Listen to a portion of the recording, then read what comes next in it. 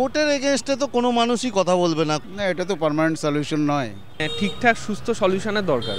মোটেই স্বস্তির খবর না এটা। স্বস্তি রাজ্য সরকার পাচ্ছে, যাদের চাকরি গেছে তারা নিশ্চয়ই পাচ্ছে না।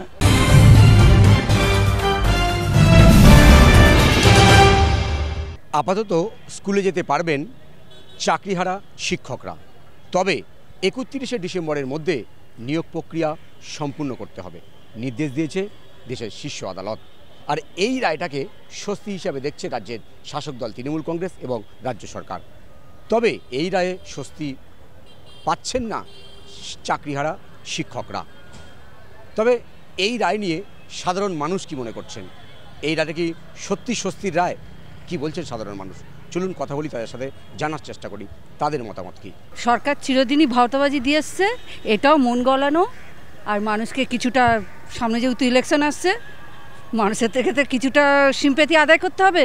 এটা সে বললেন বাচ্চাদের ছোটোবেলায় মায়েরা মন ভালানো কিছু আবদার যেটা মেটানোর, যে তোমাকে দেব, তুমি পাবে, এটাও সেই একই রকম।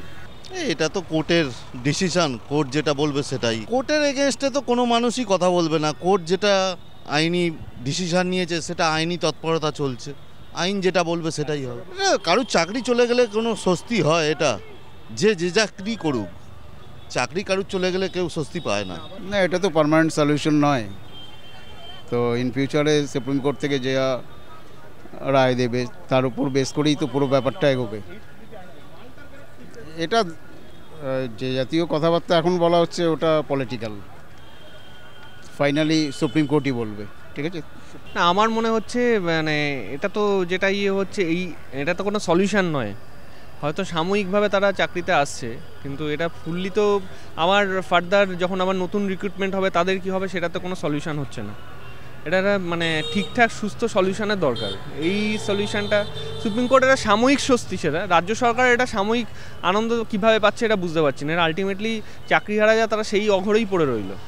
দেখুন, এটা নিয়ে আমি একদম ওয়াকিবহাল নই, এই খবরগুলো নিয়ে এক্স্যাক্টলি। তো নিয়মিত কাজে আসি, তো এটা আমি একদম তাদের উপরেই ডিসিশন দিচ্ছি যারা এসএসসি, যারা যে নিয়মটা দিচ্ছে, যোগ্য অযোগ্য এই যে বিবেচনা যেটা করছে সম্পূর্ণ তাদের হাতেই, তারাই যেটা নির্ধারণ করবে সেটাই সবাইকে মেনে নিতে হবে। চাকরিটা খুশি নয়, কারণ ওরা এখনো পার্মানেন্ট কোনো সলিউশন পাচ্ছেন না। এবার যদি রাজ্য সরকার কোনো পার্মানেন্ট যদি কোনো সলিউশন দিয়ে থাকেন তাহলে ওনারা খুশি হবেন সম্ভবত। একদমই স্বস্তি হওয়ার মতন খবর একদমই পুরোপুরি বলবো না, তবে হ্যাঁ এখনকার জন্য স্বস্তি, যাতে পরবর্তী পদক্ষেপ কী হতে পারে সেটা রাজ্য সরকার ভেবে নিতে পারবে। মোটেই স্বস্তির খবর না এটা। এটার পার্মানেন্ট সলিউশন দরকার। আমার মনে হচ্ছে পার্মানেন্ট সলিউশন দরকার, কেননা আজকে 31 ডিসেম্বর, পরের বার 31 মার্চ, এটা তো হতে পারে না দীর্ঘদিন। এর একটা পার্মানেন্ট সলিউশন দরকার। যারা চাকরি হারিয়েছেন অবশ্যই তাদের জন্য এটা প্রচণ্ড বেদনাদায়ক, দুঃখজনক, কিন্তু এটার আমার মনে হচ্ছে একটা সলিউশন দরকার, এবং গভর্নমেন্টের, রাজ্য সরকার বা সেন্ট্রাল গভর্নমেন্ট দুই তরফেই একটা মধ্যস্থতা করে তাদের একটা সলিউশন দরকার। কেননা তাদের কি সলিউশন বেরোচ্ছে না বেরোচ্ছে পরের কথা, কিন্তু সাধারণ মানুষ এটাতে সাফার করছেন, এটা হওয়া উচিত না। খুশি হওয়া তো উচিত না। আমার চাকরি চলে যাওয়ার পর ভাবা যায় না যে আমার চাকরিটা নেই, আমি মাইনে পাবো না, বাড়ির ছেলে মেয়েকে খাওয়াতে পারবো না, বাবা মার চিকিৎসা করাতে পারবো না। প্রথম কথা, আমার পাওয়া চাকরি যাবে কেন? এটা কি কোনোদিন সম্ভব? চাকরি, প্রাইভেট চাকরি করলে হতে পারে আমি বেটার অপশান নিয়ে নিই, কিন্তু চাকরি চলে যাওয়াটা, সে প্রাইভেট হোক আর সরকারি হোক, সবসময়ই শুধু বেদনাদায়ক বললে ভুল হবে। একেবারে মানে যাকে বলে বজ্রাঘাত, ভাবা যায় না, জাস্ট নেওয়া যায় না। স্বস্তি রাজ্য সরকার পাচ্ছে, যাদের চাকরি গেছে তারা নিশ্চয়ই পাচ্ছে না। ম্যান টু ম্যান ভ্যারি করবে, কাউর স্বস্তি হবে, কাউর অস্বস্তি হবে।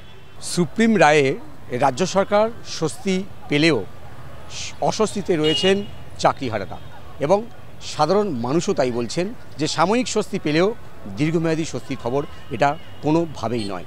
রাজ্য সরকারের উচিত এই চাকরিহারা শিক্ষকদের চাকরি ফেরানোর জন্য যা করার আইনত তাই করা উচিত। ক্যামেরায় রবি দত্তের সঙ্গে বিশ্বজিৎ হালদার, ওঙ্কার বাংলা।